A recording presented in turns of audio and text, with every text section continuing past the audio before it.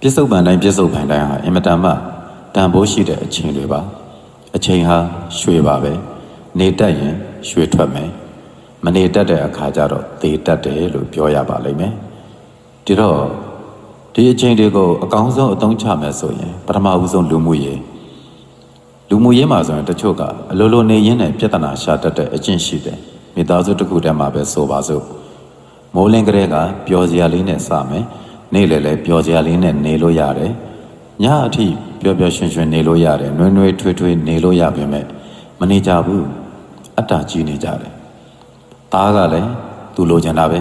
သမီးကလည်းသူလိုချင်တာပဲသိတယ်မိဘဘာဖြစ်နေတယ်လဲမစင်စားပေးတတ်ကြပြောရမယ့်အရာတွေကမပြောတော့မိသားစုဝင်ထဲမှာတအိုးဦးကသူလှုပ်ချင်တာတခုတည်းပဲဦးစားပေးစဉ်းစားပြီးတော့လှုပ်နေတဲ့အခါကျန်တဲ့သူတွေအတွက်စိတ်ချမ်းသာစရာတွေဖြစ်မလာတော့တယောက်အတ္တကြီးလိုက်တာကျန်တဲ့သူတွေပါစိတ်ဆင်းရဲမှုတွေဖြစ်စေတယ်အဲ့တော့ပျော်နေလို့ရရတာနဲ့တမင်ကိုဒုက္ခတွေမွေးတဲ့သူတွေကိုကြိုးကြီးတဲ့လူတိုင်းဟာဒုက္ခမွေးတဲ့သူတွေကြီးပဲတစ်ဖက်သူရဲ့ခံစားချက်ကိုမစင်စားပြတဲ့သူတိုင်းဟာလက်ရှိအဖိုးအတန်ဆုံးအချိန်တွေကိုဖျက်ဆီးပစ်တဲ့သူတွေကြီးပဲဒီအချိန်မှာ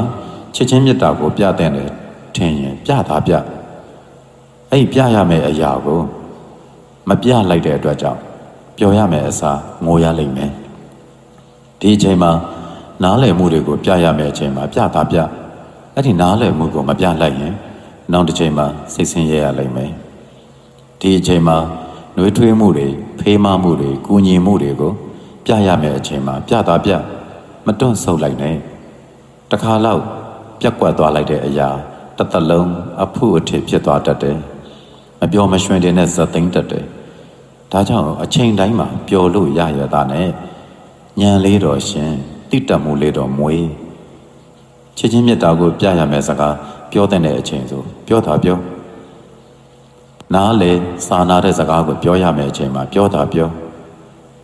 ကိုယ့်ရဲ့နှွေးထွေးတဲ့စကားတွေကိုပြောရမယ့်အချိန်မှာပြောတာပြောအားပေးကူညီတဲ့စကားမျိုးပြောရမယ့်အချိန်မှာပြောတာပြောမပြောဘဲနဲ့တွန့်ဆုံမနေလိုက်နဲ့လူမှုရေးဟာ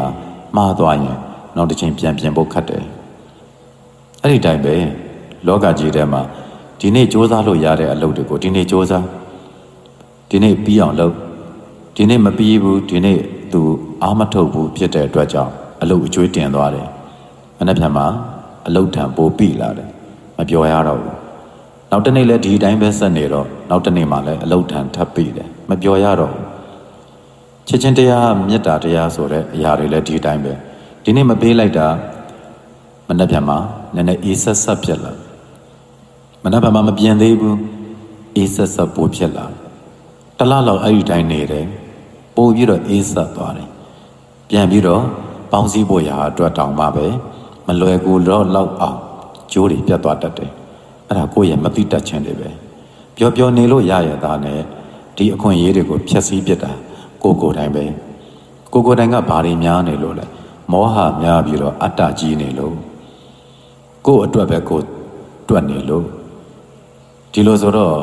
အနားမှာရှိတဲ့သူကဘာဖြစ်နေတာလဲဘာခံစားနေတာလဲဘာလိုအပ်နေတာလဲဆိုတာတွေကိုသိအောင်စ조사ရမှာကိုယ်တာဝန်ပဲသိလိုက်တဲ့အခါမှာကိုညီနိုင်တယ်သိလိုက်တဲ့အခါမှာမေတ္တာပေးနိုင်တယ်ဖေးမနိုင်တယ်ချစ်ချင်းမေတ္တာတရားတွေကိုပြနိုင်တယ်အဲ့လိုဆိုလို့ရှိရင်တော့အမြဲတမ်းပျော်နေရမယ်အလုပ်ကိုလည်းနေ့စဉ်နဲ့အမျှလှုပ်တဲ့အလုပ်ကိုအမြဲလုပ်နေတဲ့သူချစ်ချင်းမေတ္တာတရားတွေလူမှုရေးမှာပြုတင်တဲ့အရာတွေကိုပြုတင်တဲ့အချိန်မှာမတုံမဆိုင်ပဲနဲ့လှုပ်တဲ့သူတွေချစ်ချင်းပျော်ရတယ်အခုပျော်ခြင်းရင်အခုပျော်လို့ရရတာနဲ့ဘာဖြစ်လို့အတ္တတွေကြီးနေတာလဲအခုပျော်ခြင်းရင်အခုပျော်လို့ရရတာနဲ့ဘာဖြစ်လို့မာနတွေကြီးနေတာလဲအဲ့အတ္တတွေမာနတွေကနောက်ဆုံးတော့မျက်ရည်နဲ့ပဲအဆုံးသတ်တယ်အဲ့ဒီတော့မှတော့မှားပါပြီလို့အော်မနေနဲ့အကျိုးမရှိဘူးဒါကြောင့်အာလုံးသောတရားနာပရိသတ်ပေါင်းလက်ရှိအချိန်တွေကိုတန်ဖိုးထားကြပြီးတော့အမြဲတမ်းပျော်ရွှင်ခြင်းနဲ့ဆိုရင်အသေးအဖွဲလေးကိုကအစနမောနမဲ့မနေပဲပြုတ်တဲ့အချိန်မှာပြုပါလှုပ်တဲ့အချိန်မှာလှုပ်ပါပြောတဲ့အချိန်မှာပြောလိုက်ပါ စိတ်ချမ်းသာရပါလိမ့်မယ်အားလုံးအေးချမ်းကြပါစေ